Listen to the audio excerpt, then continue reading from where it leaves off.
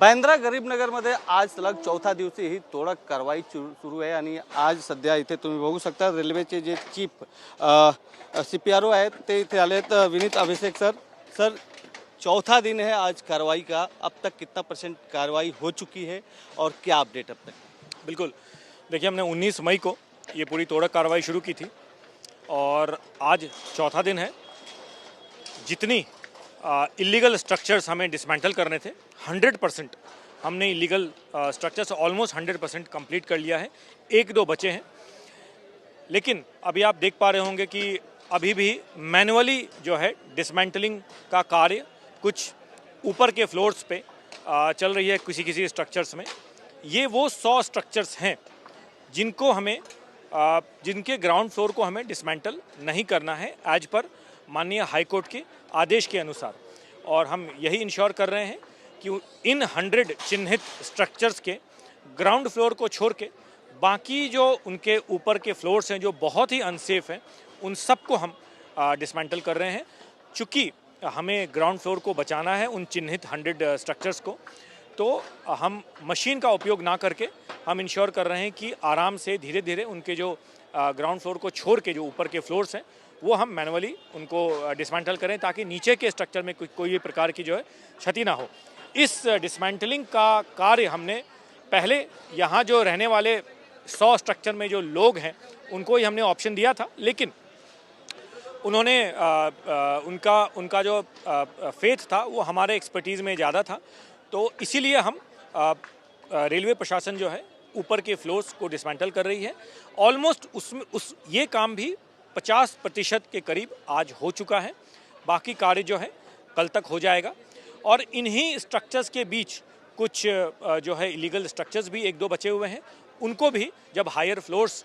जो 100 स्ट्रक्चर के हटा लिए जाएंगे, फिर जो बीच में कुछ जगह पे इलीगल स्ट्रक्चर्स हैं उनको भी पूरा का पूरा क्लियर किया जाएगा। जो 100 स्ट्रक्चर आप नहीं तोड़ रहे हैं उसके अंदर लोग अभी रह रहे हैं, क्या रह रहे हैं, तो उनकी सुरक्षा के लिए क्या इंतजाम किया? नहीं बिल्कुल, देखिए ये पूरा का पूरा हम जितने भी सेफ्टी प्रोटोकॉल्स हैं वो हम फॉलो करते हुए ही ये स्ट्रक्चर्स हम हटा रहे हैं, और इसमें एक पूरा का पूरा एक जॉइंट प्रोग्राम है। हर एक घर में पहले हम इंश्योर कर रहे हैं कि सेफ्टी के सारे प्रोटोकॉल फॉलो किए जाए, किसी भी प्रकार की कोई रिस्क ना हो, और एक जॉइंटली जो भी उस घर में जो लोग रह रहे हैं उनके साथ मिल के ही ये पूरा का पूरा कार्यक्रम किया जा रहा है ताकि किसी को किसी भी प्रकार की दिक्कत का सामना ना करना पड़े। और बड़ा सवाल है यहाँ पर सर, जितने लोगों के घर टूटे हैं उसमें से कुछ लोग अभी भी आसपास के इलाके में अपने सामान के साथ रह रहे हैं। हो सकता है कि आपकी कार्रवाई के बाद दोबारा यहाँ पर आकर वो फिर से एक बार झोपड़ा तैयार करें, तो उसको कैसे रोकेंगे आप? देखिए हमारा जो माननीय हाईकोर्ट की जो आदेश है उसी का हम पालन कर रहे हैं, और उसका पालन हम एग्जैक्टली जो माननीय हाईकोर्ट ने हमें कहा है हम उसी हिसाब से करेंगे। एक बार जब ये पूरा का पूरा डिसमेंटलिंग का काम, जिसमें ऑलमोस्ट मैक्सिमम काम जैसे कि आप देख पा रहे हैं हो चुकी है,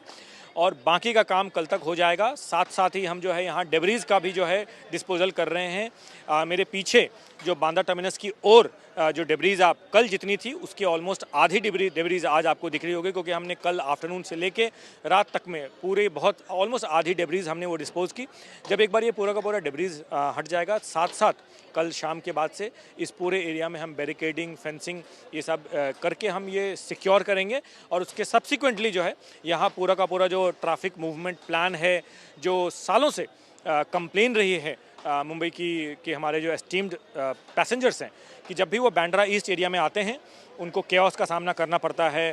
यहाँ पे उतरने की चढ़ने की जगह नहीं हुआ करती थी, ट्रैफिक में फंस जाते थे। जिनको बांद्रा टर्मिनस की तरफ जाना होता था, कितने लोगों की ट्रेनें छूट जाती थी क्योंकि यहाँ ट्रैफिक जो है इतना केओटिक और इतना कंजेस्टेड रहता था। अब ये चूँकि एरिया पूरा क्लियर हो गया है, तो ईस्ट साइड में भी जो है एक complete integrated traffic management plan के तहत इस पूरे एरिया को डेवलप किया जाएगा, ताकि जिन लोगों को बांद्रा ईस्ट से बांद्रा लोकल स्टेशन पे आना हो या इधर से होते हुए उनको बांद्रा टर्मिनस पे जाना हो, किसी भी प्रकार की दिक्कत का सामना आने वाले समय में नहीं करना पड़ेगा। इस तरह से बांद्रा वेस्ट में एक कॉरिडोर बनाया गया है, उस तरह का कॉरिडोर बांद्रा ईस्ट में भी देखा जा सकता है? बिल्कुल, देखिए जब भी स्टेशन एरिया में जब एक्सेस प्लान करते हैं तो मल्टीपल लेन्स होते हैं उसमें, अलग अलग व्हीकल का अलग अलग लेन बनाते हैं, पब्लिक ट्रांसपोर्टेशन का एक्सेस रहता है, जैसा कि हम वेस्ट में देखते हैं और बहुत सारे स्टेशन पे हम ये इस बात को देखते हैं, और उसी तर्ज पे ईस्ट साइड भी बांद्रा के डेवलप किया जाएगा। आखिरी सवाल है सर, यहाँ पे 2 मस्जिद थे, आज ऐसा फ्राइडे के दिन है, जुमे के दिन ऐसा अंदाजा लगाया जा रहा है कि लोग आ सकते हैं, इसके लिए क्या पुलिस बंदोबस्त एक्स्ट्रा कुछ मंगाए गए हैं? देखिए,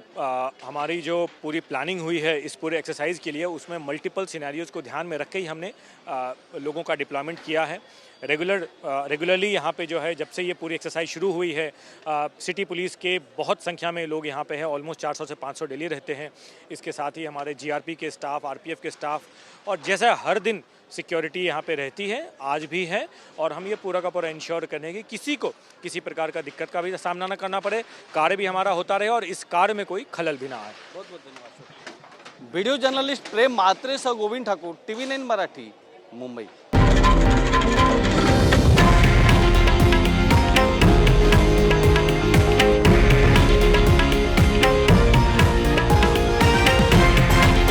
हे आहे देशातील नंबर 1 न्यूज नेटवर्क आणि आपण पाहत आहात TV9 मराठी, एकमेव।